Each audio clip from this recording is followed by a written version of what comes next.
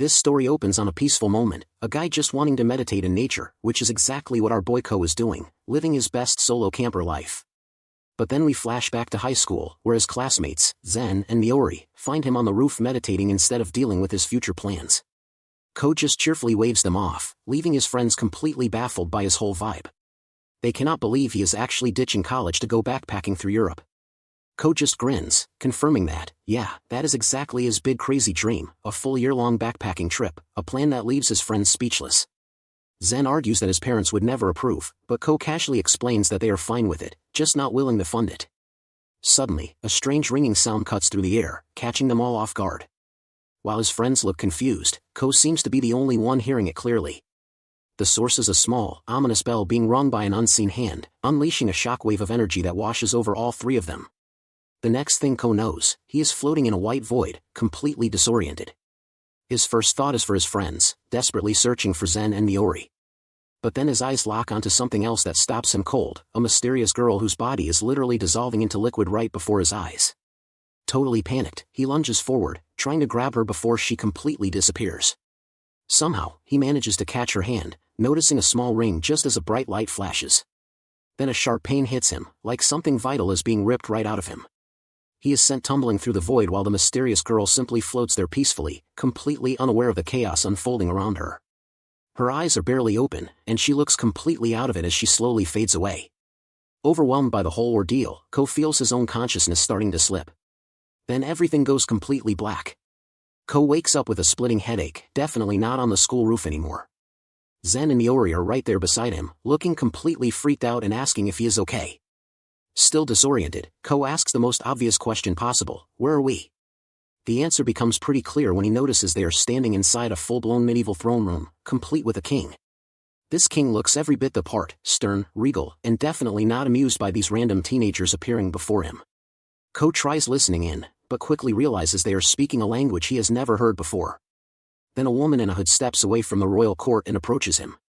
Her expression is ice cold, like she just spotted a bug crawling across the floor. But Ko, being Ko, casually gives her a little wave and says hello. Peak social skills. Without warning, the woman grabs his hand and slips a ring onto his finger, sending a jolt of pain through him. Ko yelps, clutching his hand, while the woman just stares down at him completely unimpressed. The king then asks if he can understand her words clearly, apparently testing the magic. To Ko's absolute shock, he suddenly can. The ring is basically a universal translator. The king casually asks if there's a problem with the translation ring, talking about it like it is some cheap knockoff item, while Ko is left completely baffled by the idea of a magic translation ring existing at all. Meanwhile, Zen and Miori, who seem to be the intended summons, look terrified after someone mentions that only 2 apostles were expected. Ko, on the other hand, is still trying to process the fact that there's apparently an extra person and wondering what the heck an apostle even is. The hooded woman then reports to the king that Ko showed no reaction to her divine bell whatsoever. Of course, our boy has absolutely no clue what any of that means. He turns to Zen for answers, but his friend is just as confused and freaked out as he is. Apparently, Zen and Miori received some kind of divine orientation from a faceless god figure before arriving here, something Ko completely missed out on. So now the 2 of them are staring at him, wondering if he is even okay after whatever happened back there. Even the king himself seems stumped, questioning why this random third wheel got dragged along in the first place. Eventually, deciding to deal with it later, he orders someone named Phyllis to guide the guests to their room.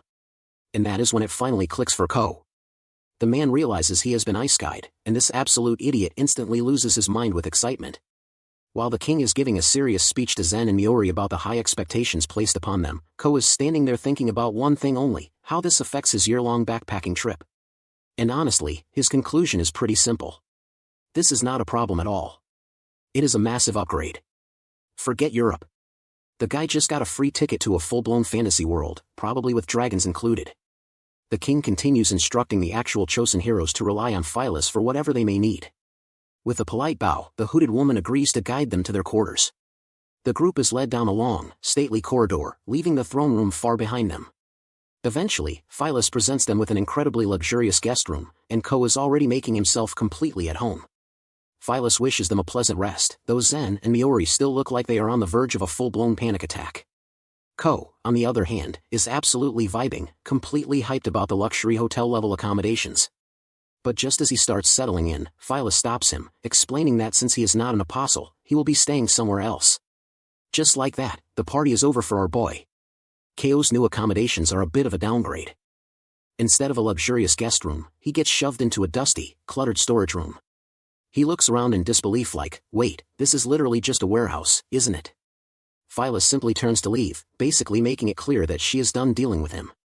Ko immediately shouts after her, demanding to know why he is getting kicked out, but she just gives him an ice-cold stare and tells him to accept reality. She explains that Zen and Miori are apostles, people chosen by God to lead the kingdom. Ko gets completely hung up on the phrase chosen by God, still trying to process the fact that this whole fantasy world situation is apparently very real. Then Phyllis delivers the final blow. He is not one of them. Ko asks the obvious question, why is he not an apostle? And Phyllis gives the most helpful answer imaginable. I do not know. Our boy just lets out the most exhausted sigh of pure frustration. Leaning against the door, he mutters that being a god must be a pretty difficult job, which instantly sets Phyllis off. Her expression darkens as she snaps at him for blasphemy. Then, without warning, she starts chanting a spell.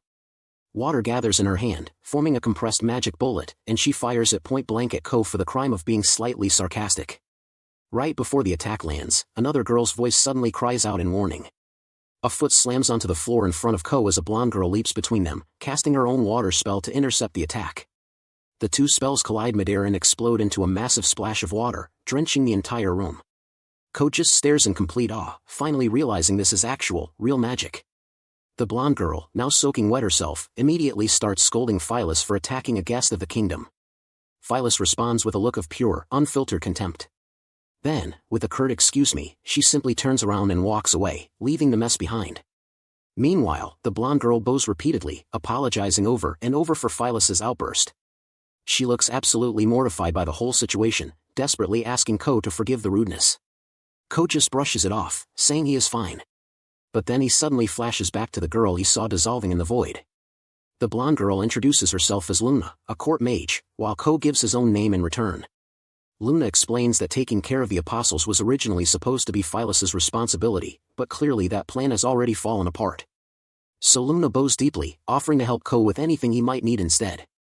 Ko is a little surprised by the offer and asks if she will not get in trouble for abandoning her duties. Luna just gives a small, sad smile and explains that she has already been dismissed anyway, so she does not really have anything else to do. Right on cue, she suddenly lets out a massive sneeze, a side effect of being completely soaked. Ko, actually being a decent person for once, suggests they head inside before she catches a cold. He gestures proudly toward his incredible 5-star accommodations while searching for somewhere for her to sit and something to dry off with. Luna quietly points out that while the room does contain paper and wax, it definitely does not contain any spare clothes. While looking around the cluttered room, Ko suddenly spots some cooking utensils sitting on a high shelf. Seeing hope for food, he reaches up to grab a pan, and immediately pulls the entire shelf down on top of himself. Smooth move, Ko. After surviving that disaster and ending up covered in bandages, Ko decides they should probably clean the place up first before doing anything else. While organizing the shelves, his hand closes around a dusty old bottle.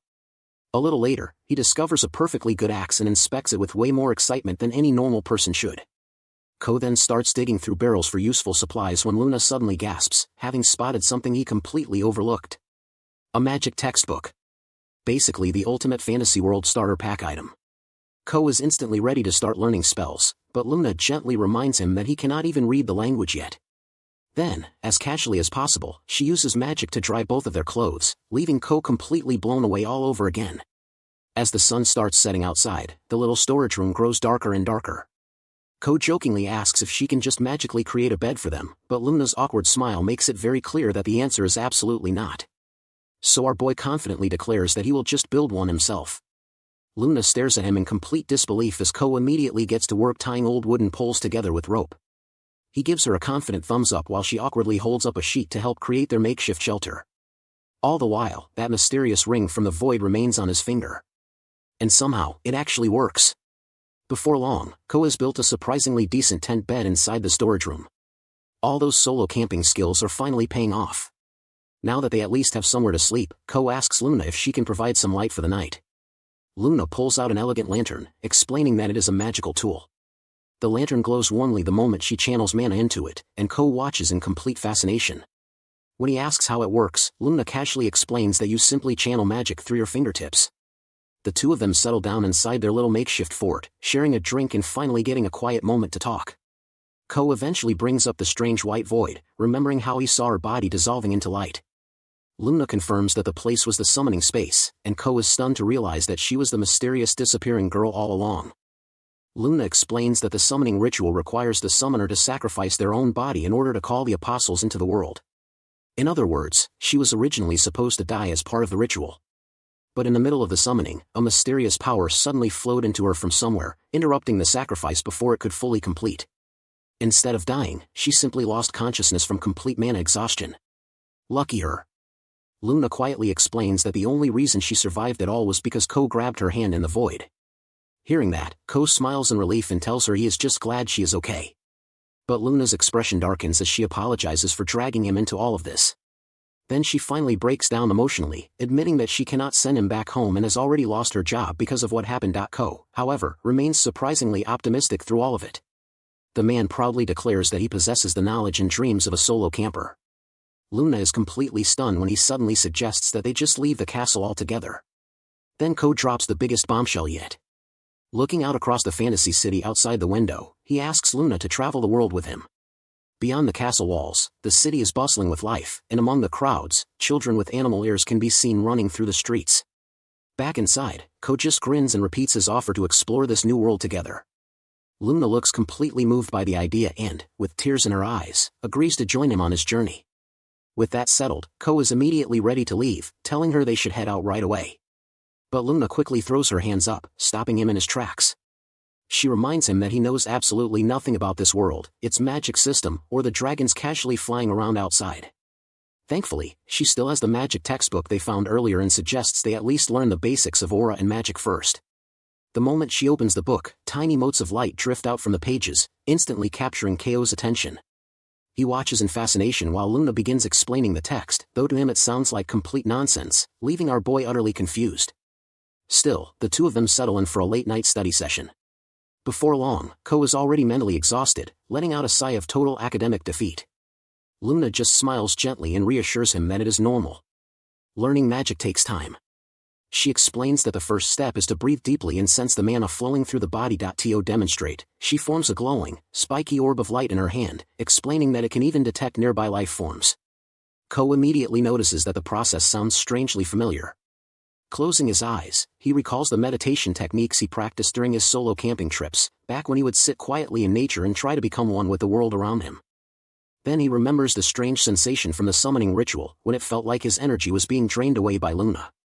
Using that memory as a guide, Ko focuses on drawing the surrounding magic into his body and circulating it naturally. And suddenly, something clicks. It feels like a switch flipping inside his mind as a massive surge of energy erupts from him, shocking Luna completely. Ko opens his eyes, staring at his own hands in disbelief, wondering if he just unlocked some kind of hidden power-up. Wanting to test it immediately, he grabs the magical lantern from earlier and tries channeling mana through his fingertips exactly the way Luna described. Instantly, the lantern bursts to life. Ko looks like he just won the lottery. Meanwhile, Luna is standing there with her jaw practically on the floor, completely speechless at how quickly he learned. Now fully addicted to magic, Ko excitedly begs her to teach him more. After pulling an all-nighter studying, Ko eventually wanders through the castle halls the next morning while Luna sleeps soundly back in the storage room. Hungry and completely lost, he mutters to himself, wondering where he is even supposed to go. That is when a soldier named Gilbert appears and introduces himself as the Apostles' Guard. Finally remembering that food exists, Ko immediately asks if there is anything to eat. Gilbert responds with a huge thumbs up and happily offers to guide him to the dining hall. On the way there, Gilbert points out Zen and Miori receiving the full royal treatment from the king. Seeing that, Ko jokingly asks if Gilbert is supposed to be his personal bodyguard too. The soldier laughs and explains that he is not really there for protection.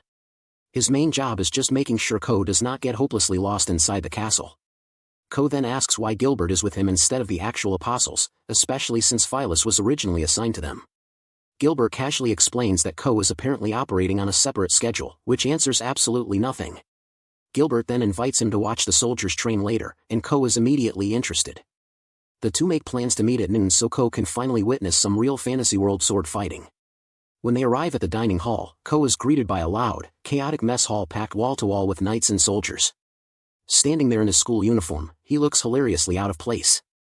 Thankfully, Zen spots him almost immediately, while Miori cheerfully waves him over with a good morning greeting. Ko joins them at the table and immediately asks where their wonderful host, Phyllis, has disappeared to. Zen explains that she had to leave for church prayers, which honestly sounds less like devotion and more like she needed divine patience after dealing with Ko. Unlike Ko, however, Zen and Miori look completely miserable. The two admit that they already want to go home. Ko, meanwhile, grins and casually says he is not feeling that way at all. Ignoring his bizarrely positive attitude, Zen asks him to come along for an audience with the king. Soon, the three of them are standing before the throne once again, receiving the standard royal "How was your stay?" speech. While Zen politely claims everything is fine, both Ko and Miori have expressions that clearly say otherwise. Getting straight to the point, Zen asks the king when they will be allowed to return to Japan after fulfilling their duties as apostles. The king simply tells him to speak plainly. Before Zen can continue, Ko suddenly cuts in with an entirely different concern. Since he is apparently not an apostle, he wants to know whether he is allowed to freely use the items in his room. The king, slightly confused by the question, smugly tells him to treat everything there as if it belongs to him. Ko immediately lights up with excitement, thanking him repeatedly for the incredibly generous offer.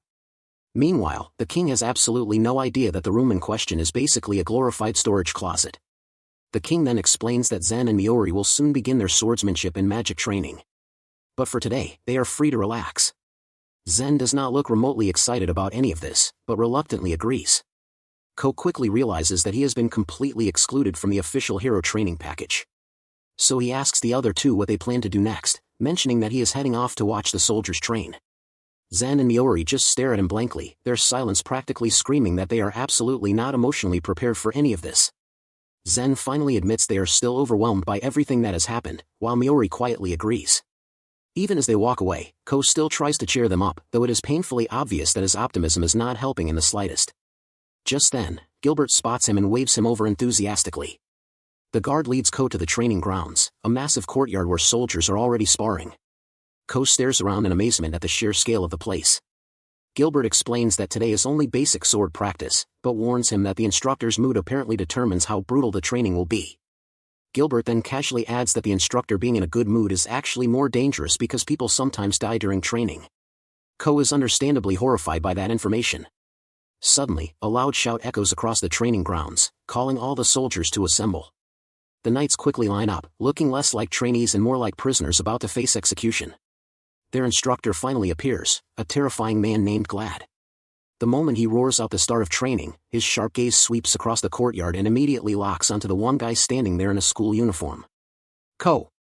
Glad points directly at him and demands to know who the hell he is and whether he is the new recruit. Standing beside Gilbert, Ko politely asks if he can just observe the training instead. But Glad instantly notices that Ko is not one of the apostles. Confused, he asks what happened to the actual heroes he was supposed to train. After hearing that Zen and Miori are still resting, Glad simply tells Ko to grab a sword and start doing practice swings instead. So much for observing quietly. Ko walks over to the weapon rack and picks up a training sword. The second he lifts it, however, his entire expression changes. The thing is ridiculously heavy.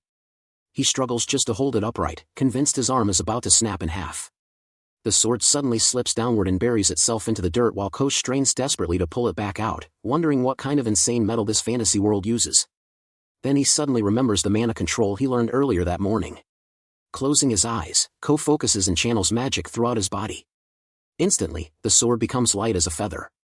Now swinging it around effortlessly, Ko looks like a kid who just discovered his favorite new toy. Watching from nearby, Glad narrows his eyes with clear interest. The instructor quickly realizes that Ko is unconsciously using body reinforcement magic. Interesting. Glad hops down into the training area and asks if Ko has any prior sword experience. Ko honestly admits this is his first time ever holding one. Instead of being disappointed, Glad grins. Apparently, he likes that answer. Ko quietly thinks to himself that practice swings alone would probably get boring anyway. Unfortunately for him, Glad immediately offers to personally train him. Ko's soul practically leaves his body on the spot. He immediately tries to backpedal, insisting that he is absolutely not ready for a real sparring match. But Glad completely ignores the protests and simply tells him to prepare himself and attack whenever he is ready. As Ko raises his sword, Glad notices the aura flowing around the blade exactly like the textbook described earlier. Realizing he has no choice, Ko grits his teeth and charges in. He unleashes a rapid flurry of attacks, but Glad casually blocks every single strike without even breaking a sweat. Meanwhile, Ko is already breathing heavily, quickly realizing that normal attacks are not going to work on this monster. So he closes his eyes for a moment, falling back on the meditation techniques he knows best. His breathing steadies as he focuses all his energy. Then, gripping the sword tightly, Ko channels all of his magic directly into the blade. And suddenly, he disappears. Ko rockets forward in a blur of pure speed, catching even Glad off guard for a split second. The instructor's eyes widen in genuine surprise as he briefly loses sight of the kid entirely. A moment later, Ko reappears directly behind him with his sword already raised for the perfect sneak attack. But of course, Glad blocks it effortlessly without even turning around. The instructor finally faces him properly, looking genuinely impressed for the first time. That wasn't bad. Then he grins. And immediately announces that now it is his turn to attack. Which is a horrifying sentence to hear from someone like him. Glad lunges forward with a terrifying roar. His sword becomes a complete blur as he unleashes an overwhelming storm of attacks. At that moment, Ko realizes Gilbert was absolutely serious when he warned him that people could actually die during training. Thanks to his magic-enhanced senses, Ko can barely perceive the incoming strikes, but it takes everything he has just to dodge them. Then suddenly, the attacks stop. Ko looks up to see Glad standing completely still. But something about him has changed. A terrifying skull-shaped aura erupts behind the instructor, radiating overwhelming pressure. The sheer killing intent nearly causes Ko's brain to short-circuit from fear alone. So, using the greatest technique known to mankind, survival instincts, Ko immediately throws both hands into the air and screams that he surrenders. Glad's sword stops less than an inch from Ko's face, the force of the swing whipping wind past him. The instructor looks genuinely disappointed. What? It's over already? Glad tells him that his swordsmanship is still complete trash. But next time, the real training begins. Then, glaring down at him with a terrifying smile, he promises that there will be absolutely no escape. The second training ends, Ko immediately collapses face first onto the ground, completely exhausted. Later, he slowly wakes up to a warm, gentle sensation and realizes his head is resting on a girl's lap. The girl softly explains that she is not very skilled at healing magic, so maybe he should avoid nearly dying next time. But Ko, currently experiencing absolute heaven, barely hears a word she says. Instead, he just mumbles about how soft and comfortable her lap feels. Instantly, the girl's face turns bright red. Then she punches him straight in the face, calling him a total pervert. Honestly, fair enough. Afterward, she tells him that rumors are already spreading about how he somehow dodged every single one of Glad's attacks. Ko looks genuinely confused and asks if that is not something everyone can normally do. The girl laughs awkwardly and explains that Glad was not even fighting seriously yet. That immediately raises another question for Ko. How does she know that? The girl's expression suddenly pales as she recalls the terrifying aura Glad released right before Ko surrendered. Completely oblivious, Ko asks what is wrong. Trying to compose herself, she explains that sensing an aura like that is something only high-level mages are normally capable of doing. And just like that, the implications of Ko's abilities begin to sink in. The girl stares at him with sparkling eyes and asks if he might actually possess some kind of absurd magical talent.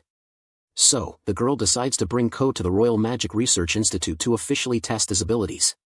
As soon as they enter, someone calls out to her, revealing that the girl's name is actually Luna. Another woman named Lily appears, asking Luna if she is finished already while pointing curiously at the random non-apostle kid standing beside her. Luna introduces Lily as an expert in crafting magical tools, and Ko is instantly fascinated when he sees her casually pulling items out of a storage closet that works suspiciously like his own magical bag. Lily just smiles proudly, admitting that creating magic tools is simply fun for her. Ko immediately starts gushing over her inventions, telling her that her creations are absolutely incredible. Clearly enjoying his enthusiasm, Lily grins and asks if he wants to see the rest of her workshop. Ko's eyes practically sparkle. The answer is an immediate yes. She leads them deeper into a room overflowing with gadgets, blueprints, and magical devices, proudly explaining that this is where all the real work happens. Sitting on one table is a strange metallic brace, which Lily casually mentions is one of her newest inventions. Naturally, Ko asks if he can try it on. Lily happily agrees. The second he straps it onto his arm, however, she casually explains that it is actually a forced labor support cast designed to let people work without sleeping. In other words, corporate slavery magic. After that horrifying revelation, Lily shows him some genuinely useful inventions instead, including a miniature whirlwind fan and an inflatable air mattress. But then she unveils her true masterpiece. A portable bathtub. Ko nearly bursts into tears of happiness on the spot. Civilization has finally arrived.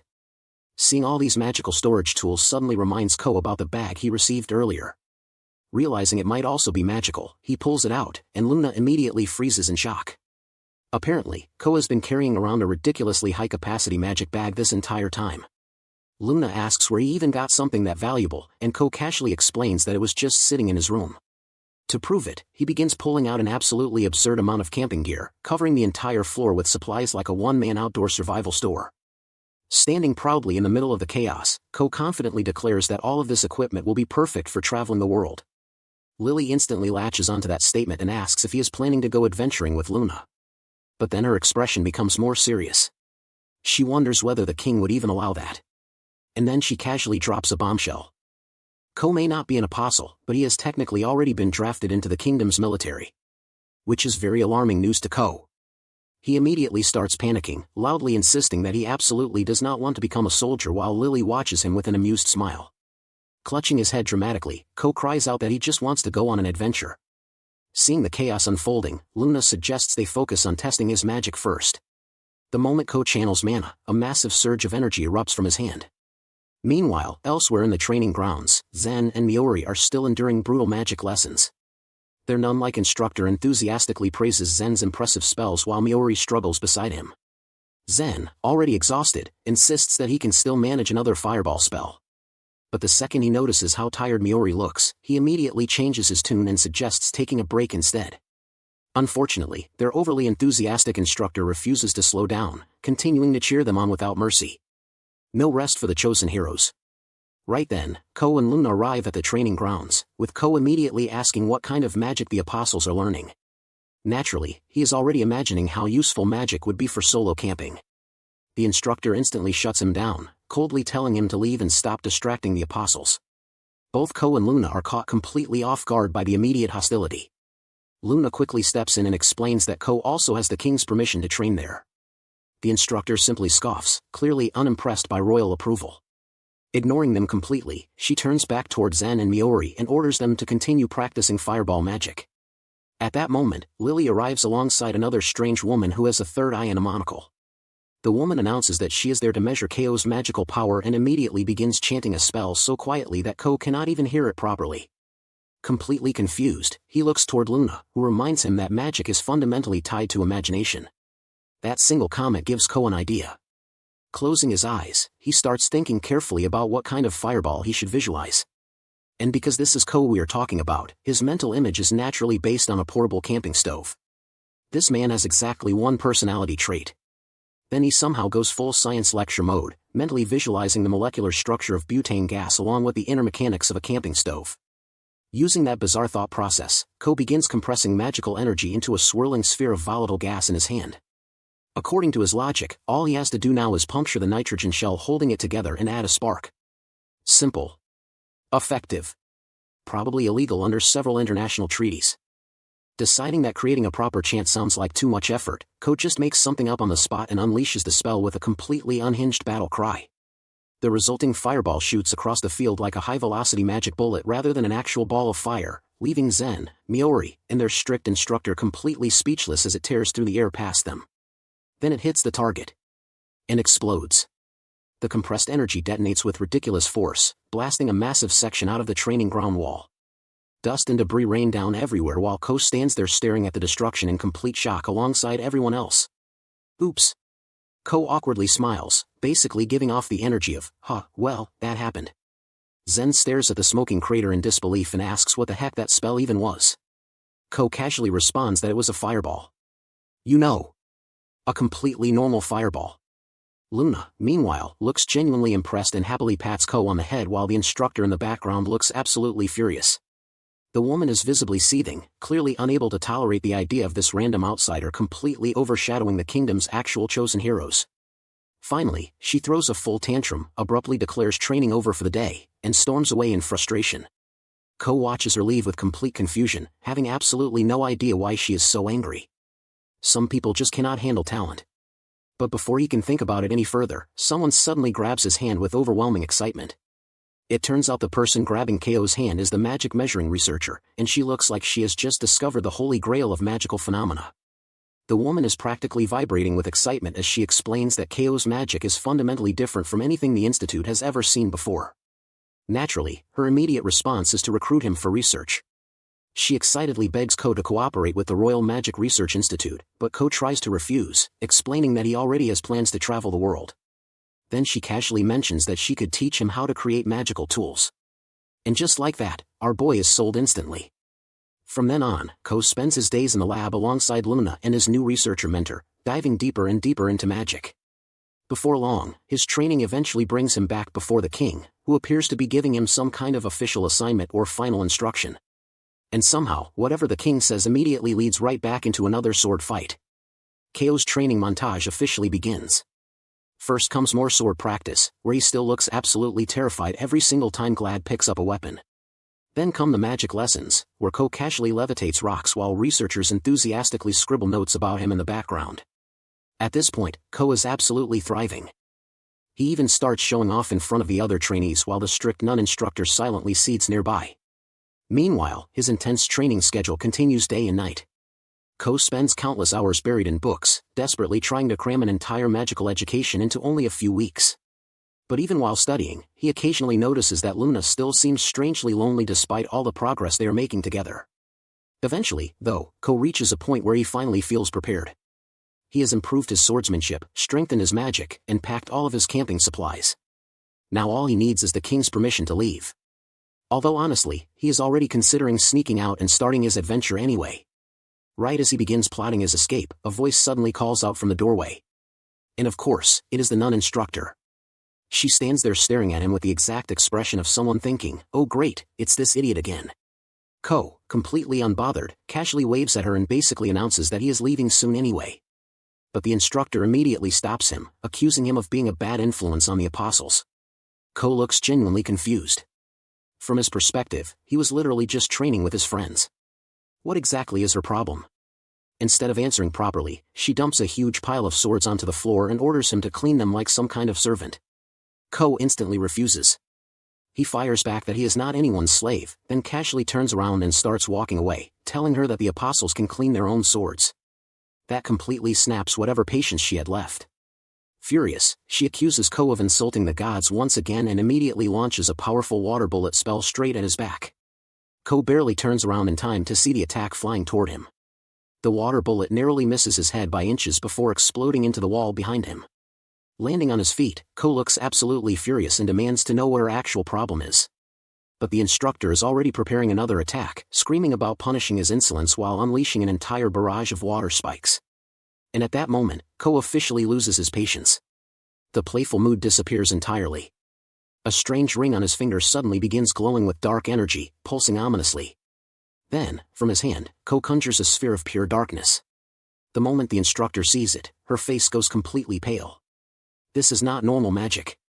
Panicking, she desperately attempts to defend herself, but Ko's dark energy tears straight through her spell like paper before blasting another massive hole through the wall behind her. The instructor collapses in complete shock. And then, to add maximum disrespect, Ko casually points a finger gun at her. Even he quietly admits to himself that he may have gone a little overboard. You think? The massive commotion immediately draws the attention of the castle guards. Gilbert and the knight captain rush in alongside several soldiers, demanding to know what happened. Gilbert quickly positions himself between the two and orders everyone to calm down.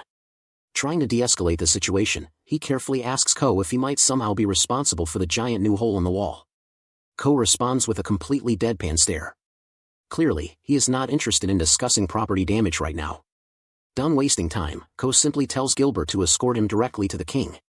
Soon afterward, both Ko and the instructor find themselves standing in the throne room like children sent to the principal's office. The king, looking thoroughly exhausted already, says he has heard the story and wants to know exactly what they were thinking. Ko immediately explains everything from his perspective.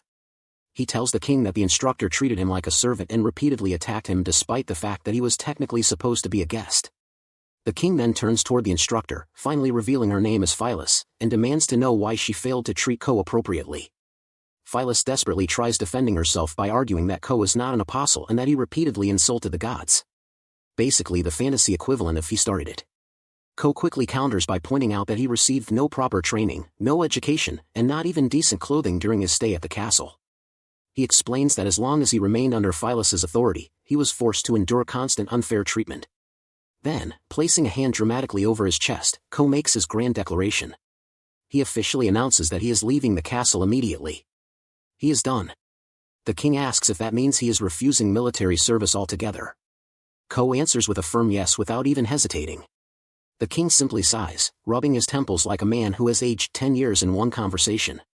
Finally, he gives up and tells Ko he is free to leave. Ko immediately asks if he can at least retrieve all the belongings from his room first, which leaves Phylus looking completely stunned by how badly this situation has spiraled out of control. Ko casually explains that he already has quite a lot of supplies stored there and proudly holds up the magical storage bag, announcing that he plans to take it with him as a souvenir. The moment the king sees the bag, his eyes widen in shock. He demands to know why an incredibly valuable magic bag was casually sitting inside a storage room. Ko instantly hits him with the ultimate Uno reverse card. He calmly reminds the king that he personally said Ko was allowed to use anything he found there. Phylus immediately starts panicking, desperately explaining that she assumed Ko was just some random nobody living in a warehouse.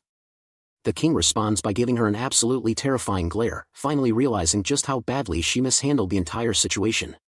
Seeing that his work there is officially finished, Ko smirks and casually turns to leave, giving the royal court one final carefree farewell. The second he walks out, the king suddenly bursts into laughter, completely entertained by the teenager who somehow managed to outplay the entire castle. Outside, Luna waits near the castle entrance looking completely heartbroken as the giant doors slowly begin closing behind Ko. But the moment he officially steps outside, he sees her waiting there. And Luna looks incredibly relieved. Ko simply flashes her a giant carefree thumbs up, acting completely unbothered by everything that just happened. Then he asks the one question that matters most. Is she ready? Because their real adventure is finally about to begin. And with the castle fading behind them, Ko and Luna officially set off together on their journey through the fantasy world. Their first stop is the bustling market town just outside the castle walls, and Ko is immediately blown away by how lively and crowded the streets are. Luna explains that the kingdom of Arentia is actually considered one of the more developed nations in the world. She casually mentions that the capital city alone has a population of around 200,000 people. Hearing that, Ko immediately throws his hands into the air and starts yelling about how awesome this fantasy world is. Priorities. But his excitement is suddenly interrupted when someone calls out his name from behind. Ko turns around to see Gilbert, the knight captain, alongside Lily, the magic researcher, hurrying toward them. Gilbert quickly explains that he is not there to drag Ko back to the castle. Instead, he has a message from the king. Naturally, Ko becomes suspicious immediately. Gilbert then hands him a small box, explaining that it is a gift. Inside is a fancy-looking magical communication device along with an official knight's commission personally signed by the king himself. Apparently, the king wants Ko to investigate monsters during his travels and regularly report his findings back to the kingdom. So much for making a clean break from royal responsibilities. Gilbert casually adds that Ko's newly assigned knight rank is actually higher than his own, meaning he can now freely pass border inspections and travel without trouble. Ko is completely baffled as to why he is suddenly receiving such absurdly preferential treatment. Lily chimes in and explains that this is probably the kingdom's way of officially acknowledging his abilities while also securing his cooperation. Ko slowly processes everything, mentioning that he also somehow got to keep the incredibly valuable magic bag. Lily just grins knowingly. With a heavy sigh, Ko finally accepts reality. Congratulations. He is basically a government contractor now. After a final farewell, Gilbert and Lily head back toward the castle, telling Ko to keep in touch and show them more of his ridiculous magic sometime. Now left on their own again, Luna suggests they find a proper inn for the night like normal travelers. Ko immediately rejects that idea with suspicious enthusiasm. Instead, he proudly declares that they should go camping. Luna stares at him in disbelief and asks if he is seriously planning to pitch a tent in the middle of town. After a little negotiation, Ko compromises by deciding they can simply camp on the outskirts instead. And just like that, the two of them end up with a cozy little campsite under the stars, complete with a bubbling pot cooking over the fire. After finishing a hearty meal, Ko leans back contentedly and announces that this is officially the best possible way to live. Then he suddenly crouches down with a suspicious grin, leaving Luna wondering what insane thing he is about to do now. A moment later, he casually pulls a giant wooden bathtub out of his magic bag. Because of course he does. Luna is completely stunned, demanding to know what it is and where it came from. Ko proudly explains his genius two-step process. First, he fills the tub using water magic. Then, he uses a little fire magic to heat the water. Instant outdoor hot spring. With absolute confidence, Ko proudly announces that their open-air bath is now officially ready for business. He even cheekily offers Luna the first turn. Naturally, she immediately calls him a pervert. A little while later, someone cautiously steps into the steaming bathwater. It is Luna. Meanwhile, Ko sits peacefully beside the campfire with a warm drink in hand, completely minding his own business. He casually asks if the water is getting cold. Luna immediately yells back that this is definitely not what she wanted to talk about. After awkwardly gathering her thoughts, Luna finally brings up the subject of elves. Ko instantly gets excited because, obviously, elves are peak fantasy world content. But Luna's expression remains serious as she asks whether Ko might somehow have a connection to them. Ko simply shrugs and explains that elves did not even exist in his original world, so he has no clue. Luna then reveals that Lily noticed something strange about his magic. Apparently, Ko's magical energy closely resembles ancient elven magic. According to Luna, the royal court mages have spent generations trying to reverse engineer lost elven spells and magical technology. In a brief flashback, Lily admits that she became suspicious about Ko's magic quite a while ago. Naturally, Ko becomes even more interested after hearing all this. He excitedly asks where they can find an elf because now he absolutely wants to meet one. But Luna's expression suddenly darkens. Quietly, she explains that there are no elves left. Long ago, the summoned apostles completely wiped them out. Plot twist. Ko is absolutely stunned and immediately demands to know what she means by wiped out. Luna admits that she does not know the full story herself. However, her fascination with ancient elven technology was the reason she became a mage in the first place. Then, with a determined look in her eyes, Luna points out that they are finally free to uncover the truth themselves. She proposes a new goal for their journey: investigate the elves. And uncover the real reason Ko was summoned into this world. Ko thinks about it for a moment before agreeing that it is currently the only meaningful lead they have. The next morning, the two head back into town, where Ko suddenly realizes something horrifying. They are completely broke. That means they somehow need to start making money while traveling.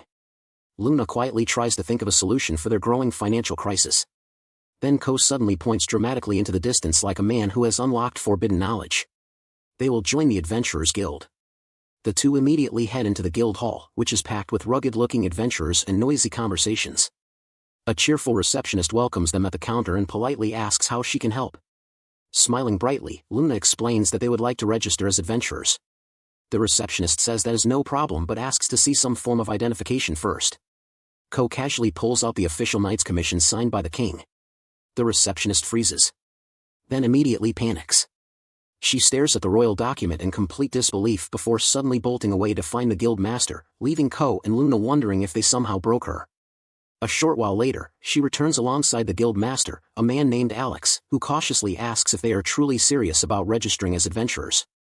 Inside his office, Ko casually explains that they simply want the freedom to travel around as a duo. Then, with a cheerful grin, he asks the guild master to hook them up with some jobs. Both Alex and the receptionist just stare at him in silence, clearly not used to hearing royal knights ask for beginner adventurer work. Finally, with a tired sigh, the guild master agrees and leads them out toward the giant request board. He explains how the guild ranking system works while pointing out the different kinds of available jobs. Ko immediately begins scanning the board with sparkling eyes. The requests range from simple package deliveries all the way up to dangerous B-rank monster hunts. And naturally, Ko's attention instantly locks onto the B-rank quest. He starts wondering just how difficult it could really be.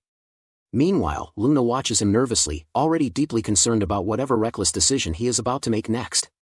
But just as Ko and Luna are looking over the quest board, a table full of burly adventurers suddenly calls out to them, asking if they are the new rookies. Their leader gives them a rough stare and says they need to learn the local customs of the guild, leaving both Ko and Luna completely confused by the sudden hostility. The big adventurer steps forward like he is about to lay down the law while the rest of his party starts lecturing them about all the unwritten rules for beginners, how to pick quests, guild etiquette, survival basics, the whole package. Surprisingly, though, it turns out this is actually standard guild procedure. By guild rules, C-rank adventurers are required to mentor rookies. Honestly, way more reasonable than expected. The leader points toward the dangerous B-rank quest on the board and warns them that even his experienced party would struggle with a mission like that. But Ko has already noticed something else. A simple delivery quest with an unusually high reward. Without hesitation, he walks up and accepts it while the burly adventurer watches with his arms crossed, clearly expecting this to end badly. Then, in a complete twist, the big guy introduces himself as Raymond and offers his party's assistance if the two ever get into trouble. The entire group even wishes them luck before they leave, which has Luna smiling brightly over the fact that they actually met some genuinely good adventurers. Their first official guild job takes them to the industrial district near a massive refinery. But the moment they arrive at the pickup location, both Ko and Luna completely freeze. Their simple delivery turns out to be an absolutely gigantic pile of heavy iron chains that look impossible for normal people to move. Ko, however, just flashes Luna a confident grin and reminds her that his magical storage bag makes this entire problem basically irrelevant. Meanwhile, elsewhere in town, a mysterious figure suddenly races across the rooftops at incredible speed, leaping between buildings with ridiculous parkour skills. And right behind them is Ko, using body enhancement magic to chase after them while yelling for Luna to keep up. Luna, meanwhile, is still on the ground completely panicking because Ko is casually using reinforcement magic for rooftop sprinting. She quickly gets left behind in the dust, shouting that there's absolutely no way she can keep up with this insanity. Cut to another job entirely, where Ko casually walks up carrying an absurd stack of steel beams by himself. The foreman just stares in disbelief and asks if he seriously carried all of that alone. Ko casually replies that he is just heading back for the rest. Then he effortlessly hoists another impossible load onto his shoulder, leaving all the nearby workers completely speechless at his monstrous strength. Meanwhile, Luna is absolutely exhausted from trying to keep up with him all day. Seeing her struggling, Ko simply tells her to wait there and promises he will be back in a flash before immediately taking off again at ridiculous speed. Back at the construction site, the foreman thanks Ko repeatedly for all the hard work. When Luna apologizes for not being much help, Ko casually brushes it off and says it was nothing. That response gets Luna thinking. Shyly, she asks if Ko could teach her body enhancement magic too because she wants to be able to properly support him during their adventures. Ko immediately agrees with a cheerful smile, officially becoming her personal magic trainer. The two head out to a quiet field where Ko starts explaining the basics. Feel the flow of magic and circulate it naturally through the body. Unfortunately, Luna looks completely confused and asks if he is describing some kind of breathing exercise rather than actual magic. Now Ko gets confused too because, to him, those things feel exactly the same. Trying to solve the problem, he suddenly gets an idea. He offers to directly push some of his mana into her body so she can understand the feeling more easily. Then he casually informs her that he needs to place his hand on her stomach to guide the magic flow. Immediate danger zone. The second his hand touches her stomach, a sphere of magical energy instantly forms around them, shocking both of them completely. Luna's face turns bright red as she stammers, asking what exactly is happening. The strange magical sensation clearly affects her way more intensely than expected, while Ko just stares in confusion at her reaction. Completely oblivious, he innocently asks if he accidentally hurt her. Still blushing furiously, Luna quickly insists that it definitely does not hurt. But then she trails off awkwardly, admitting that what she is feeling is something else entirely. And before Ko can even process that statement, Luna suddenly throws herself at him in a desperate hug. Ko is left completely stunned while she quietly whispers that she feels strangely overwhelmed for some reason. After the unexpectedly emotional magic training session, Ko apologizes for pushing her too hard. Then, still acting like this was a perfectly normal lesson, he cheerfully explains that once she understands the sensation of mana flow, the rest just comes down to practice. Still visibly flustered, Luna thanks him and says she would like to continue practicing later. Preferably somewhere private next time. But before their awkward little training session can continue, loud rustling suddenly erupts from the nearby forest. Ko's expression instantly sharpens. His enhanced senses pick up something massive moving toward them at high speed. When Luna asks what is wrong, Ko quietly warns her that something huge is approaching. A second later, a gigantic foot slams into the ground nearby hard enough to shake the earth. And emerging from the trees comes a massive ogre that looks like it walked straight out of a heavy metal album cover. Luna immediately grabs Ko's arm in panic, recognizing it instantly. It is a B-rank monster. The exact same kind from the guild quest board. Luna is absolutely stunned by the ogre's sheer size, which, to be fair, is a perfectly reasonable reaction. Ko, meanwhile, just looks at the monster and casually asks if he is supposed to beat it. That single sentence immediately sends Luna into another full panic spiral. Completely unfazed, Ko flashes a confident grin and declares that this is the perfect opportunity to test out some new magic. Without hesitation, he fires a powerful fireball straight at the ogre's face. The spell explodes on impact with a huge blast, and Ko immediately turns back toward Luna wearing the smug expression of a man fully expecting a one-shot victory. Unfortunately, the ogre looks completely unharmed. In fact, it now looks personally offended. The attack barely did anything except make the monster even angrier. The massive beast roars and charges directly at them, forcing the duo to immediately start running for their lives. Luna frantically points out that his magic is clearly not working and suggests that maybe they should retreat and find actual help. Right as they dive out of the way, the ogre slams a gigantic tree trunk into the ground where they had just been standing moments earlier. Ko quickly calls out to Luna, asking if she is okay. Barely recovering from the shock, she manages to confirm that she is still alive. Realizing the monster has absolutely no intention of letting them escape peacefully, Ko pulls Luna behind him protectively and decides it is time to switch tactics. If fire magic is ineffective, then maybe overwhelming physical force will work instead. So, naturally, Ko casually creates a gigantic floating rock and asks the ogre how it likes this plan instead. But this is not just a random boulder. Ko starts pouring magic into it, adding rotational force and acceleration like he is building some kind of fantasy world railgun. At this point, he is basically trying to launch a rock at the speed of sound, which feels slightly excessive. With a powerful throw, he launches the supercharged projectile straight into the ogre's chest. The impact lands perfectly and explodes with incredible force. The ogre's reaction? Mild annoyance. The monster barely seems affected at all and immediately charges again while Luna screams that his stone bullet spell is absolutely not normal magic. Ko quickly realizes he needs something even stronger. So he changes strategies again. This time, he begins pulling iron sand directly from the earth around him, gathering enormous amounts of metal into the air. With a completely unhinged grin, Ko announces that he is not planning to make just one projectile anymore. He is making 100. Using magic, he compresses and shapes the iron into dozens of sharp armor-piercing spikes floating around him like a deadly arsenal. And then he fires everything at once. A massive storm of metal tears across the battlefield, shredding the ogre from every direction and turning the gigantic monster into a living pincushion. Completely overwhelmed by the sheer firepower, the ogre finally collapses. Silence fills the field. Both Ko and Luna stare at the defeated monster while Luna quietly points out that whatever Ko just used definitely was not a standard spell. Standing beside the enormous corpse, the two realize they were incredibly lucky not to get hit directly during that fight. Then Ko suddenly gets a brilliant idea. If they bring proof of the kill back to the Adventurers Guild, they can claim the reward money. Luna immediately points out one tiny issue. How exactly are they supposed to transport an entire ogre corpse back to town? Ko's answer, naturally, is the magical storage bag. And just like that, the two return to town hauling a gigantic ogre corpse inside what looks like an absurdly oversized sack. The moment they dump the massive spiked corpse into the middle of the guild plaza, the entire area erupts into chaos. Adventurers and staff alike gather around in total disbelief. A panicked guild employee quickly asks them to wait there while she goes to fetch the guild master. And naturally, Raymond shows up too. The veteran adventurer stares at the corpse in complete disbelief before demanding to know whether this is some kind of joke. He cannot believe that two rookie adventurers actually managed to defeat a B-rank ogre by themselves. Luna immediately corrects him with a proud smile. Ko defeated it entirely on his own. Ko casually scratches his cheek and admits that it was actually a pretty difficult fight. After all, it took him a whole 3 attacks to win. Raymond stares at the mangled corpse, which now looks more like scrap metal than an actual monster, and demands to know what kind of spell Ko even used.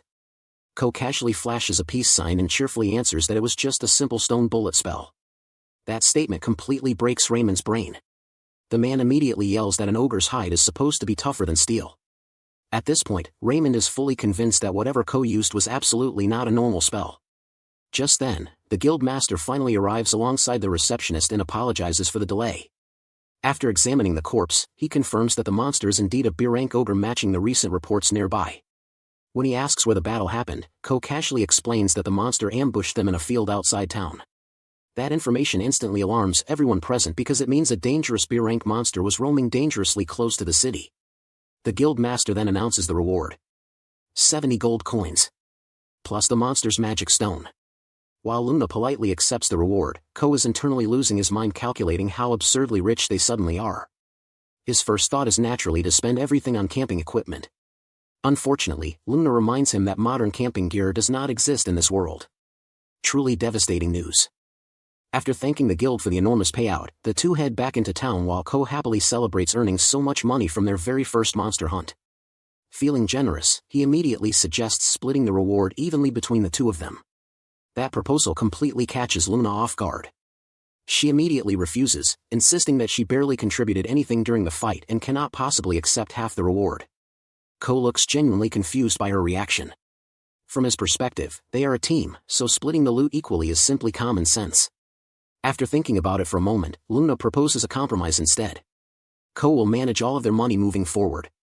Then, whenever either of them wants to buy something, they will discuss it together and decide as partners. Somehow, this explanation makes perfect sense to Ko. So he casually agrees. And the second he does, Luna immediately starts spiraling into a romantic fantasy where the two of them are basically a married couple managing household finances together. Meanwhile, Ko suddenly realizes they should probably spend some money on proper armor. Luna, however, is far too busy blushing furiously inside her own imagination to process anything he is saying.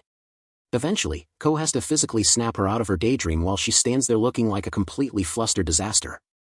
Luna quickly recovers from her embarrassing daydream and agrees that she would love to buy some new clothes that are easier to move around in during combat. With their new financial system officially established, the two head toward the shopping district to gear up properly. Their first stop is a fully stocked armor shop where a friendly shopkeeper happily welcomes them inside.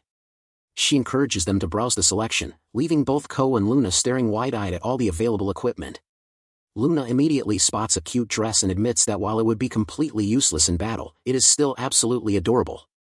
Next, she discovers some bizarre multi-armed bubble armor that looks so strange even she has no idea what she is looking at. Then comes the classic fantasy bikini armor.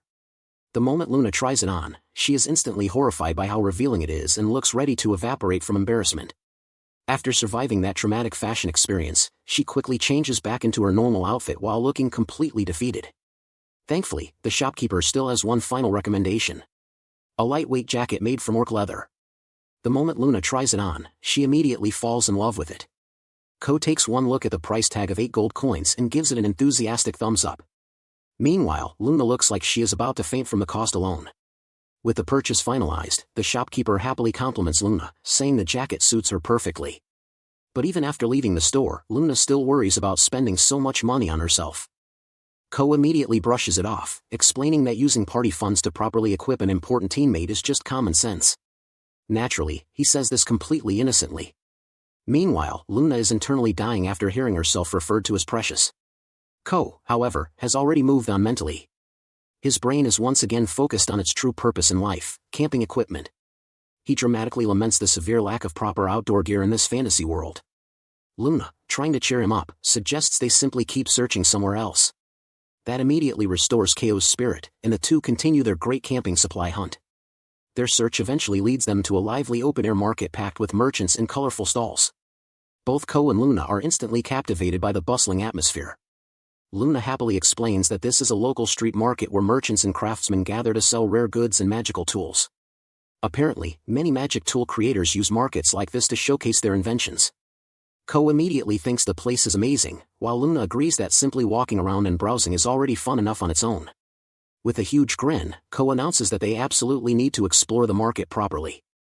He even starts wondering whether they might discover some rare magical gadgets. And at that exact moment, a suspicious cloaked figure quietly approaches nearby.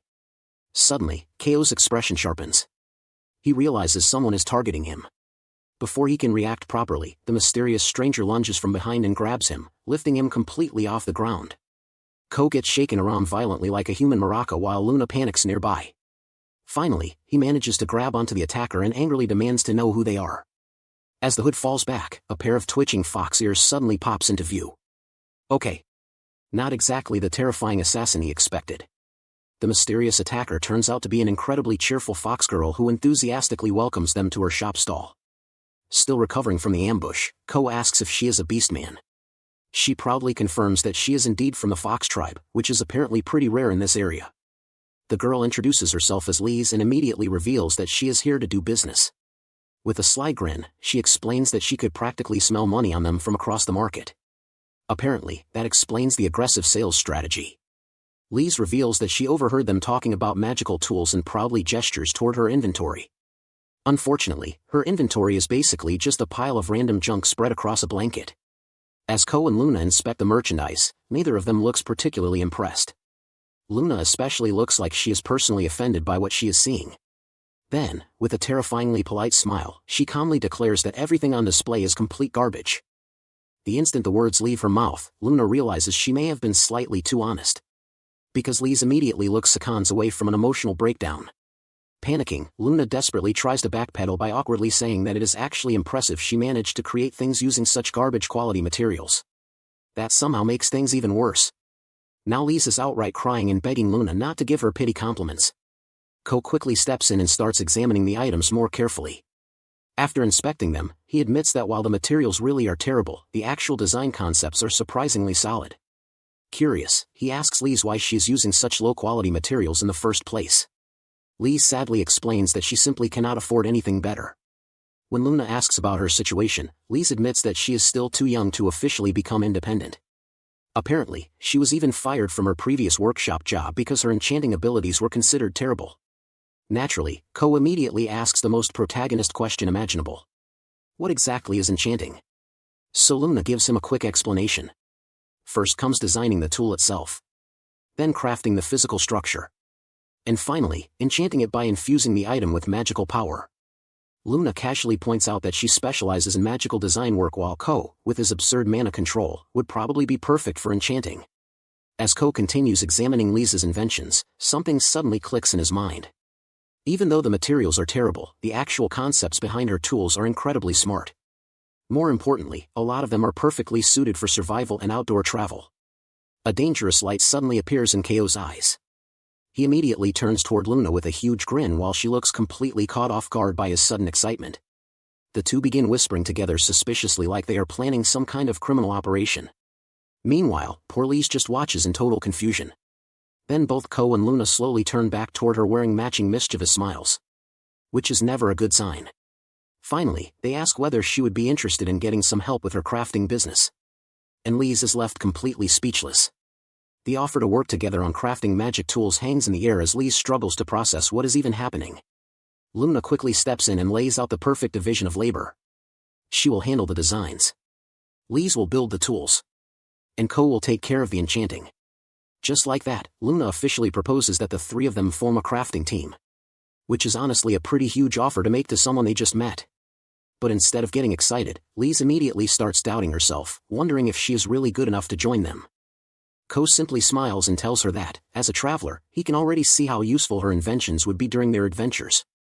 Luna adds the practical side of things, explaining that if they want to keep traveling freely, they are going to need a reliable way to earn money. Then, with complete confidence, she tells Lise that with proper materials, she could create some truly incredible magic tools. That encouragement finally breaks through her insecurity. Lise lights up with disbelief, asking if they are actually serious about this. To sweeten the deal even further, Ko promises that she will also receive proper rewards for all her work. And the moment he mentions rewards, Lisa's brain completely short-circuits. Poor girl cannot handle this level of kindness. Suddenly, she grabs her cart and sprints away at full speed, leaving behind a trail of junk and two extremely confused adventurers. In her panic, she even drops one of her tools along the way. A surprisingly ordinary-looking wrench. But only moments later, she comes charging back with her tools in hand and an overwhelming amount of motivation radiating from her. Now fully fired up and ready to craft. With their new partnership officially underway, the group immediately gets to work using Lisa's high-quality materials. Ko proudly unveils his brilliant concept for their first project, a magical flashlight. While Luna and Lise prepare the workshop area, Lise quickly gets to building, hammering away with serious concentration and determination. Meanwhile, Luna carefully draws a magic circle and places the completed tool at its center. Then it is finally Ko's turn. The all-important enchantment phase. Ko steps forward confidently and channels his magic into the device. For one brief moment, it actually seems like the enchantment is working. Then the entire thing explodes. Instantly. Leaving behind a smoking crater and three completely stunned faces staring at the wreckage. Luna is totally baffled, trying to figure out what could possibly have gone wrong. Meanwhile, Lise immediately starts blaming herself, convinced the cheap materials caused the failure. But Ko is standing there realizing a much bigger issue. He has absolutely no idea how enchanting actually works. He vaguely remembers Lily trying to explain it to him earlier, but he clearly was not paying attention at all. Seeing Lise getting discouraged again, Luna suggests visiting a real magic tool shop to ask for professional advice. The idea of an actual magic tool store immediately catches Ko's interest. Luna explains they might be able to find clues about proper enchanting techniques there. And naturally, Ko is instantly excited about the possibility of discovering cool magical gadgets. Lise agrees to meet them again at the guild the following day after she finishes running her market stall. With a brand new goal in mind, Ko confidently declares that this time he is definitely going to master enchanting. His confidence has already completely recovered. The next day, the duo arrives in front of Mary's magic tool shop. Luna's imagination immediately runs wild with ideas for soundproofing tools so nobody can overhear their private conversations. Ko, meanwhile, is thinking about much more practical things like rainproof equipment and cold weather camping gear. As the bell above the entrance rings, the two step inside ready to begin their research. And immediately freeze. Because the inside of the shop is pure chaos. Mountains of clutter are stacked absolutely everywhere. Luna quietly mutters that this somehow looks even messier than the storage rooms back at the royal palace. From somewhere within the pile of junk, a voice suddenly calls out, welcoming them to the shop. A woman named Mary emerges from the mess looking surprisingly well put together for someone apparently living inside a garbage tornado. She cheerfully asks what they are searching for, as if locating anything in this place is remotely possible. Ko nervously asks whether it is okay for them to simply browse around. Probably because he is afraid moving the wrong object might trigger a deadly avalanche. Mary gives him a playful but slightly intimidating look and asks whether browsing is somehow forbidden. Then she bursts into laughter and happily tells them to take their time looking around. As they wander through the maze of clutter, Ko openly admits he has absolutely no idea where anything is located. At one point, he even wonders out loud whether anyone actually shops here at all. And almost immediately after saying that, a random object falls from a high shelf and smacks him directly on the head. Luna panics instantly while Mary casually asks if he is okay like this happens every 5 minutes. Rubbing the fresh bump on his head, Ko bluntly asks whether her store is always this messy. Mary laughs and explains that she actually posted a guild request asking for help cleaning the place. But apparently, nobody has been brave enough to accept it. The moment Ko hears the words guild request and reward, his attention locks in immediately. His priorities remain incredibly consistent. Mary offers a payment of 2 large silver coins. Which Luna instantly protests is nowhere near enough money for cleaning what looks like a natural disaster zone. Mary makes a painfully dramatic face and insists that it is literally all she can afford to pay. Ko double-checks that her name really is Mary, just to make sure he is negotiating with the correct person. Then he presents his counteroffer. They will clean the entire place for 2 silver coins. But in exchange, she has to teach them enchanting. Mary is completely shocked by the proposal. But after a moment, she happily agrees. Meanwhile, Luna already looks like she is regretting this entire detour with every fiber of her being. Mary, on the other hand, is absolutely overjoyed and repeatedly thanks them for offering such a huge favor. With the deal officially sealed, she leads them toward the back warehouse. Which turns out to be less of a storage room. And more of a full-scale national disaster. Both Ko and Luna are instantly horrified by the sheer scale of the disaster waiting inside the warehouse. Meanwhile, Mary just casually asks whether they happen to have a magic bag handy so they can start stuffing everything inside. Ko, being the practical one, decides there is no point overthinking it and suggests they just start packing first and organize things later. That plan lasts about 3 seconds. Because the moment Mary casually prepares to dump an entire box filled with potentially priceless magical artifacts into storage, Luna completely loses it. She immediately takes command of the operation like a military officer stepping onto a battlefield. Declaring that everything must be properly sorted and catalogued because she actually understands magic tools. Ko quickly explains to the thoroughly confused Mary that Luna used to be a royal court mage. Meaning she is officially the boss now. Taking full control, Luna immediately starts assigning tasks. She orders Ko to focus on packing the largest items first while sending a very flustered Mary off to find additional magic bags. Meanwhile, Luna personally handles the sorting and organization herself. With absolute determination in her eyes, she announces that they are finishing the entire cleanup operation before the day ends. And so begins the great magical cleanup project. The trio spends hours digging through mountains of enchanted junk. Mary handles the heavy lifting. Luna carefully organizes the fragile and valuable tools. And Ko bounces around carrying massive piles of equipment into storage. As they work, Luna starts casually appraising items on site, instantly separating useless scrap from genuinely valuable artifacts. Mary is absolutely stunned by the sheer depth of Luna's knowledge. And honestly, Luna looks like she is having the time of her life. While working, Ko remembers Lily once trying to teach him enchanting. Though he admits he never really understood any of it back then. But now, after handling so many different magical tools firsthand, something finally starts clicking. For the first time, he can actually sense the faint flow of magical energy circulating through each item. A huge breakthrough.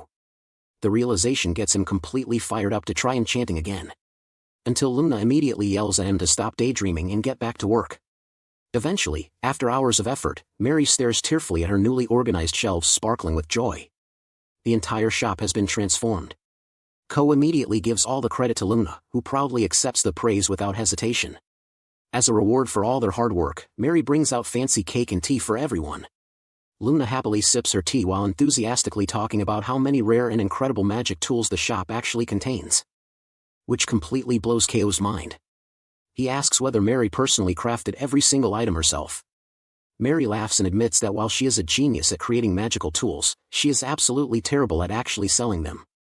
That instantly gives Luna an idea. She suggests that Mary could potentially team up with a certain fox girl they recently met. Mary seems genuinely interested in the proposal while Ko casually suggests posting another guild request specifically for a salesperson. Then Mary suddenly remembers the second half of their agreement. Ko's enchanting lesson. But before she can begin explaining anything, Ko casually drops a bombshell. He thinks he already figured out the basics on his own. Both Luna and Mary immediately freeze in disbelief and demand to know when that happened. Ko explains that the reason his previous attempt failed was because he had absolutely no understanding of how to properly control magical flow. But after handling all of Mary's expertly crafted items during the cleanup, he finally understands how magical energy needs to move through an object. Mary confirms that controlling the flow, strength, and direction of mana is the entire foundation of enchanting. Feeling suddenly confident, Ko immediately asks whether he can test his theory right now. Mary looks slightly overwhelmed by his enthusiasm and asks if he seriously means immediately. Ko simply grabs his tea mug with a confident grin and declares it will become his test subject. He instantly assigns Luna to magic circle duty, and she eagerly gets to work. Luna carefully draws a proper enchantment circle while Mary watches in total fascination. The mug is placed in the center as faint magical energy begins humming through the circle. Then Ko begins channeling his magic. The entire room lights up with a brilliant controlled glow. And this time, nothing explodes. A complete success. Ko proudly presents the finished product. A self-heating mug. The pinnacle of camping convenience. He is already imagining himself drinking hot soup beside a campfire without ever needing to relight the fire again. Mary is completely stunned. She admits that enchanting a normal mug to that level should not even be possible. That immediately sparks another brilliant idea in Ko's head. If he combines his enchanting ability with Lisa's crafting skills, the possibilities would be endless. Feeling genuinely grateful, Ko thanks Mary for teaching him so much in such a short time. Mary warmly smiles and tells him the pleasure was entirely hers. Clearly satisfied with the day's work, she promises to officially report the cleanup quest as completed to the guild. Then immediately asks them for another favor. Please become her sales representatives. Waving them goodbye cheerfully, Mary tells them to come visit again anytime. Now looking far happier than before. Just as the group leaves the shop, Lise suddenly comes sprinting toward them while frantically waving her arms and calling their names. The moment she arrives, she immediately starts scolding them for being late and points out that the sun is already setting. Ko explains that he still needs to stop by the guild to report the quest and asks the girls to wait for him inside. So while Ko heads toward the reception counter, Luna and Lise find a nearby table to sit at. Unfortunately, the atmosphere immediately changes. Because Lise suddenly stiffens in fear after noticing several rough-looking adventurers staring directly at her. Of course, it is a group of bulky guys making generic comments about how cute she is. Real original. Lise instantly panics and hides behind Luna. Meanwhile, Luna looks completely done with their nonsense already. At the counter, Ko remains blissfully unaware of the situation while collecting the reward money for the cleanup quest. The receptionist also informs him that Mary officially submitted a nomination request asking them to handle her store's sales work. Then she drops another surprise. Ko has officially been promoted in guild rank. Though to advance even further, he will eventually need an official instructor. She immediately recommends Raymond, the veteran adventurer. Raymond even offers to mentor him personally. But Ko politely responds with a maybe later, clearly having zero interest in becoming Raymond's student right now. After finally escaping the guild counter, Ko reunites with the girls and apologizes for making them wait. Lise immediately rushes over and excitedly asks whether he can really use enchanting now. Ko pumps his fist proudly and confirms that they can officially start making magic tools together. Which completely blows Lisa's mind. Luna smiles warmly and mentions that this will also be the very first time any of them have ever sold products at a real market stall. Then, teasingly, she calls Lise senpai and asks for guidance from the experienced merchant expert. Lise instantly becomes a flustered mess but is obviously loving the sudden respect. With a proud puffed-up chest, she happily agrees to teach them everything she knows about selling goods. Completely swept up in the excitement, Ko loudly declares that they are officially opening their magic tool shop tomorrow. And just like that, the three new business partners stand together united and ready to begin their newest adventure. That evening, the trio is out camping together, frying eggs over an open fire for a well-earned dinner. Luna serves Lise a plate while Ko handles the cooking, and for the first time, they genuinely look like a proper adventuring party traveling together. While they eat, Lise starts sharing some merchant advice, explaining that practical everyday items are the easiest products to sell at market stalls. Ko looks a little confused and asks what exactly counts as an everyday item in a fantasy world. In response, Lise immediately starts listing ideas while proudly showing off a few rough prototypes, including portable stoves and automatic saws. Our boy is instantly fascinated, realizing how insanely useful gadgets like these would be during long-distance travel. Watching the two inventors get completely absorbed in the discussion, Luna quietly notes that they actually get along surprisingly well. Ko then turns toward Luna with an excited grin and asks what kind of magic tool she would personally want him to make. With a slightly mischievous smile, Luna admits she has always wanted a soundproofing tool. Priorities. Ko immediately asks Lise whether something like that is even possible to build, and she confidently gives him a thumbs up, saying it would be no problem at all. Luna, however, instantly shifts into responsible mode and asks the obvious question. Where exactly are they supposed to get the materials for this project?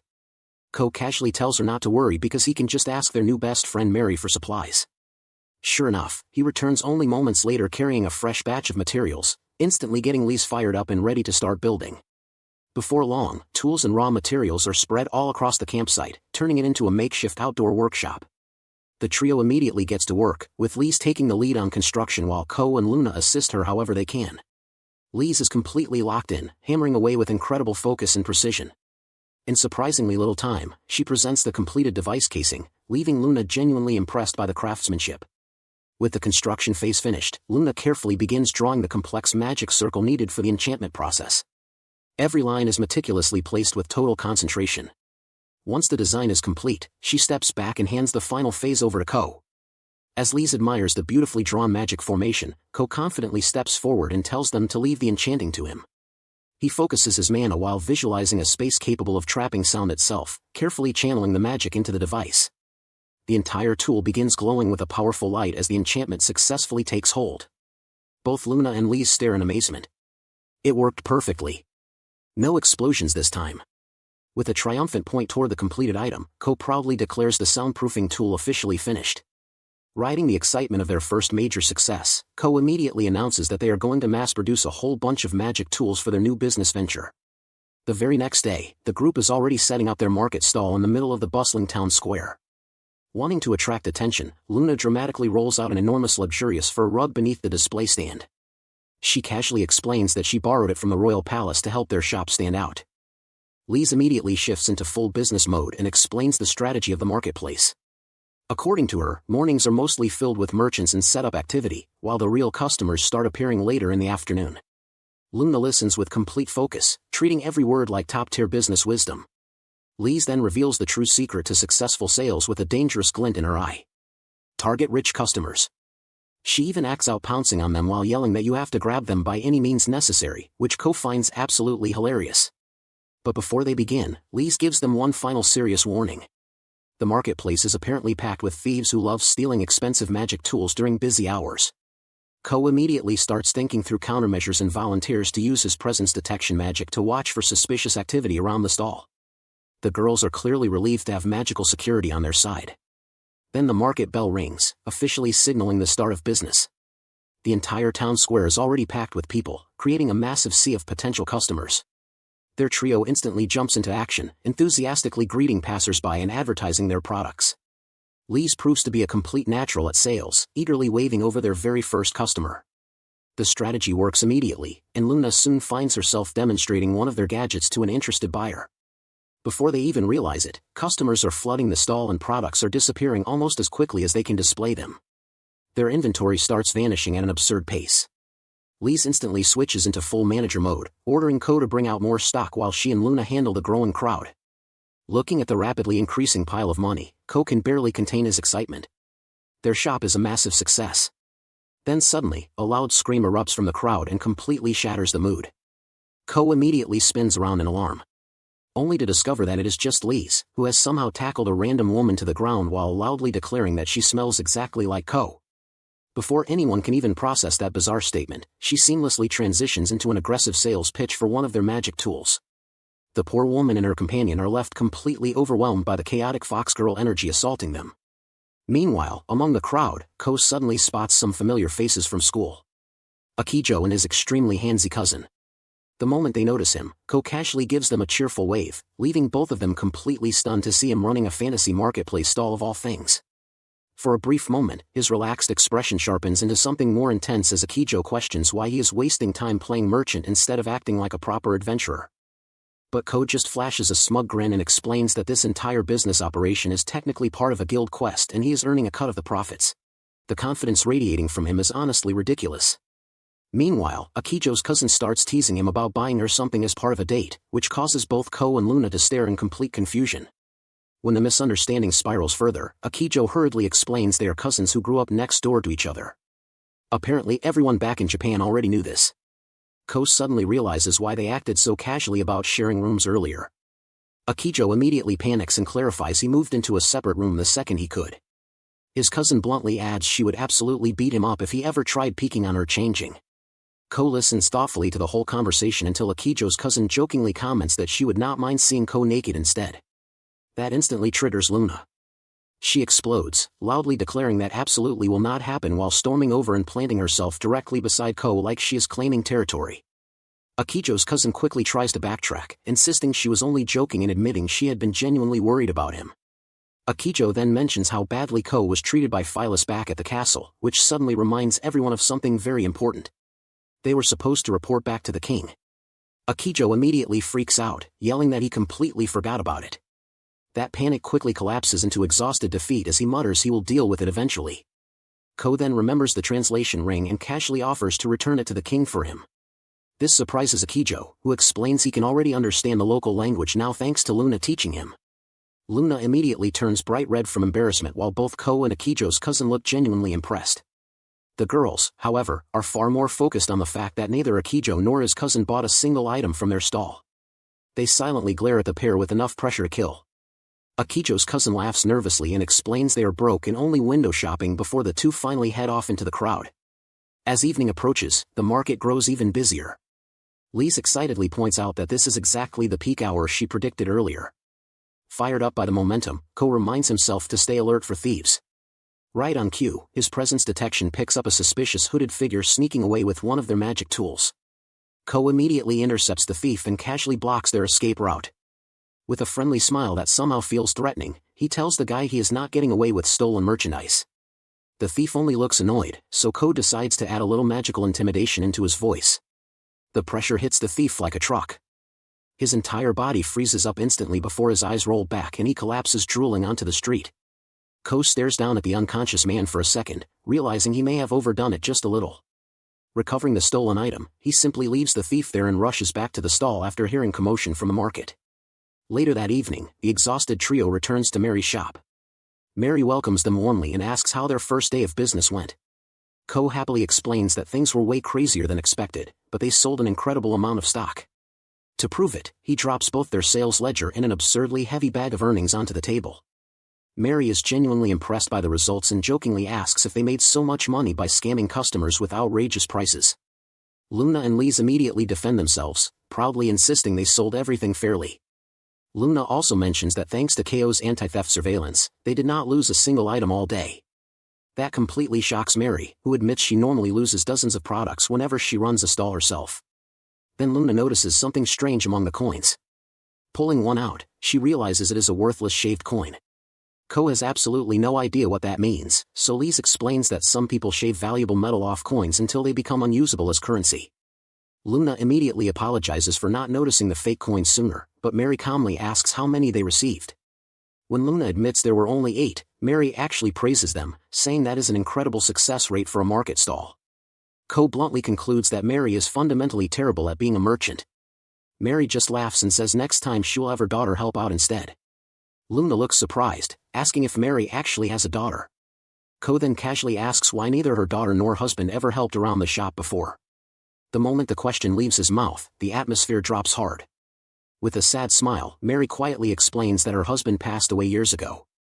Ko immediately apologizes for the insensitive question while the girls look horrified, but Mary gently reassures them that it happened a long time ago. She explains that her daughter is an adventurer currently away on work in the capital. Luna adds that she heard from the guild the daughter should be returning very soon with new crafting materials. Lise practically vibrates with excitement at the mention of fresh materials while Ko teases her for being such a money grubber. Luna then proposes throwing a little celebration party to reward themselves for all their hard work, and everyone instantly agrees. Lise cheers like she just won the lottery. Then suddenly, a voice calls out from the doorway. Everyone turns toward the entrance to see a woman standing there with travel gear slung over her shoulder. Mary's adventurer daughter, Claire, has finally returned home.